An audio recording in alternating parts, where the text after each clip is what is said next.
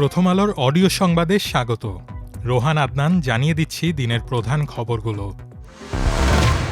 রাজধানীর পল্লবীতে ধর্ষণের পর শিশু হত্যার ঘটনায় করা মামলায় আসামি সোহেল রানা এবং তার স্ত্রী স্বপ্না আক্তারকে অভিযুক্ত করে আদালতে অভিযোগপত্র জমা দেওয়া হয়েছে। রোববার পল্লবী থানার নারী ও শিশু জিআর শাখায় তদন্ত কর্মকর্তা এই অভিযোগপত্র জমা দেন। ঢাকা মেট্রোপলিটন পুলিশ ডিএমপির প্রসিকিউশন বিভাগের ডিসি মিয়া মোহাম্মদ আশিস বিন হাসান প্রথম আলোকে বিষয়টি জানান। বেলা ৩টা ৪০ দিকে তদন্ত কর্মকর্তা অভিযোগপত্র দাখিল করেছেন। এ বিষয়ে সংশ্লিষ্ট আদালতে শুনানি হবে। তিনি বলেন, এ মামলায় রোববারই অভিযোগপত্র গঠনের শুনানি হবে এবং বিচারিক প্রক্রিয়া শুরু হবে। ২০ মে বিকেলে ঢাকার মেট্রোপলিটন ম্যাজিস্ট্রেট আমিনুল ইসলাম জুনাইদের আদালতে জবানবন্দি দেন আসামি সোহেল রানা। ঘটনার সঙ্গে জড়িত থাকার অভিযোগে সোহেল রানার স্ত্রী স্বপ্না আক্তারকে ঢাকার আরেক মেট্রোপলিটন ম্যাজিস্ট্রেট মোহাম্মদ আশরাফুল হকের আদালতে তোলা হয়। শুনানি শেষে তাকেও কারাগারে পাঠানোর আদেশ দেয় আদালত। ফরিদপুরের নাগরকান্দায় যাত্রীবাহী বিআরটিসি বাসের সঙ্গে একটি অ্যাম্বুলেন্সের মুখোমুখি সংঘর্ষে একই পরিবারের ৪ জন সহ মোট ৫ জন নিহত হয়েছেন। রোববার সকাল 10:30টার দিকে ঢাকা-বরিশাল মহাসড়কের নাগরকান্দা সদর উপজেলার শঙ্করপাশা এলাকায় এ দুর্ঘটনা ঘটে। নিহত ব্যক্তিরা হলেন মাদারীপুর সদর উপজেলার তাঁতিবাড়ি এলাকার জাহাঙ্গীর মোল্লা, তার স্ত্রী মাজেদা আক্তার, জাহাঙ্গীর মোল্লার ভাই আলমগীর মোল্লা ও তার স্ত্রী খুশিদা বেগম। এছাড়া নিহত হয়েছেন অ্যাম্বুলেন্সের চালক একই এলাকার কাউসার হোসেন। পুলিশ ও স্থানীয় সূত্র জানায়, বিআরটিসির বাসটি ফরিদপুর থেকে ঢাকায় যাচ্ছিল, অন্যদিকে অ্যাম্বুলেন্সটি মাদারীপুর থেকে ফরিদপুরে আসছিল। সকাল 10:30টার দিকে শঙ্করপাশা এলাকায় পৌঁছালে বাসটির সঙ্গে অ্যাম্বুলেন্সের মুখোমুখি সংঘর্ষ হয়। এ ঘটনায় অ্যাম্বুলেন্সটি দুমড়ে মুচড়ে যায়। খবর পেয়ে নাগরকান্দা ফায়ার সার্ভিস ও ভাঙা হাইওয়ে থানা পুলিশ ঘটনাস্থলে গিয়ে উদ্ধার অভিযান শুরু করে। পরে অ্যাম্বুলেন্সের ভেতর থেকে চালকসহ ৫ জনের লাশ উদ্ধার করা হয়। দুর্ঘটনায় বাসের কয়েকজন যাত্রী সামান্য আহত হয়েছেন, তবে বাসটির বড় ধরনের কোনো ক্ষতি হয়নি। হামের উপসর্গে শনিবার সকাল ৮টা থেকে রোববার সকাল ৮টা পর্যন্ত দেশে আরও ১৬ শিশু মারা গেছে।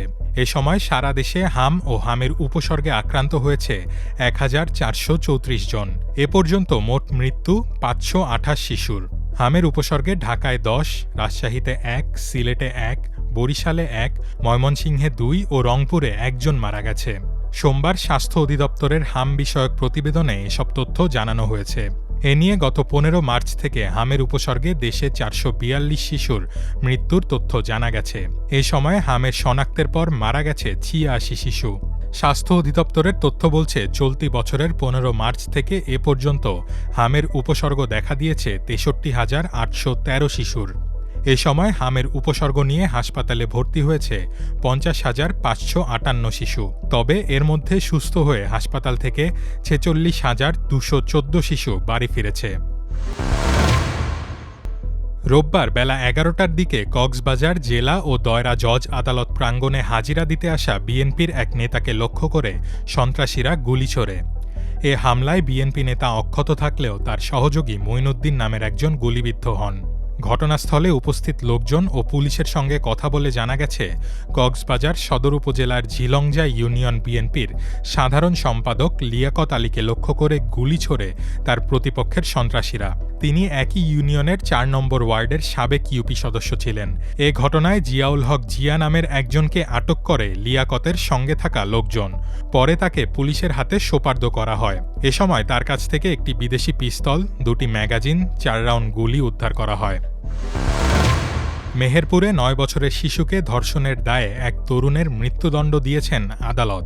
একই সঙ্গে দণ্ডপ্রাপ্ত শাকিল হোসেনকে ৩ লাখ টাকা জরিমানা করা হয়েছে। ২৪ মে দুপুরে মেহেরপুর নারী ও শিশু নির্যাতন দমন ট্রাইব্যুনালের বিচারক মোহাম্মদ তাজুল ইসলাম এ রায় দেন। জরিমানার অর্থ আসামির সম্পত্তি নিলামে বিক্রি করে ভুক্তভোগী পরিবারকে দেওয়ার নির্দেশনা দেওয়া হয়েছে। তবে আসামিপক্ষের আইনজীবী জানান, তারা এই রায়ের বিরুদ্ধে উচ্চ আদালতে আপিল করবেন।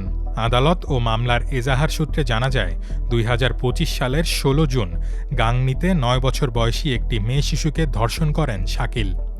পরে শিশুটি তার বাবাকে গিয়ে ঘটনাটি জানায়। তিনি বিষয়টি গ্রামের লোকজনকে জানালে স্থানীয় লোকজন ক্ষিপ্ত হয়ে শাকিলকে আটকে মারধর করেন।